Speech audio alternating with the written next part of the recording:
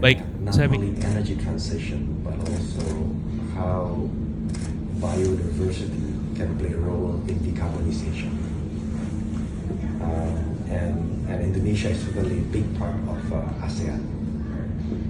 So if you look at Indonesia, in terms of the energy, just like a lot of other parts of the world, is still hydrocarbon and fossil fuel. Right.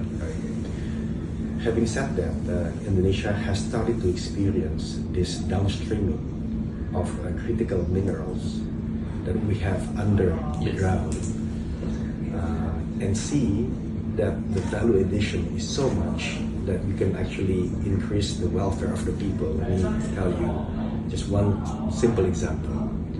So from simple hydrocarbon, oil and gas, coal, with the downstreaming or the processing of nickel from 7 years ago, this year you will export probably $35 billion worth of nickel, which is stainless steel, coming from nickel. Right. So in a way, Indonesia has seen this positive effects of downstreaming. So I think Indonesia will see it as an opportunity than just sort of like a threat of decarbonization, because it can actually add value from raw materials to finished products, or at least halfway. In addition to that, Indonesia knows that the biodiversity we have is unparalleled, right? Not only the forest, but peatland, mangroves, the coral reef.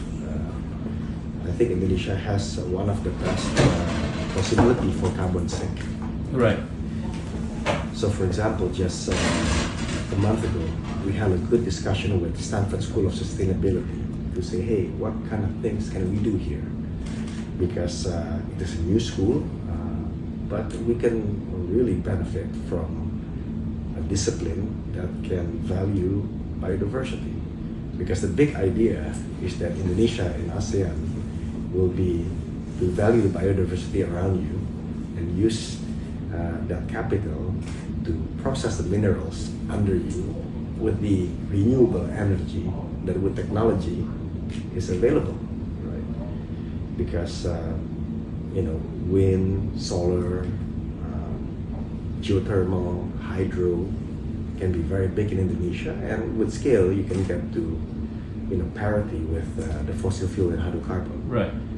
So I think Indonesia and ASEAN should look at it in a more opportunistic way than just the net zero initiative. I'll stop there. And you mentioned carbon sinking. Can you maybe? Yeah, carbon capture. Yes. So when we talk about renewable energy, it's basically you don't produce CO2, right? But how about the CO2 that's already up there, right? You have to absorb it. And the technology is there. One, the natural absorption, which is using the green, the coral reef, right? But carbon sinking is technology that you can absorb the CO2 already up there. So not only you go on zero emission, for example, on EV, but you also actually going negative. That's what you call carbon sinking. Right. Yeah, natural or non-natural technology. I think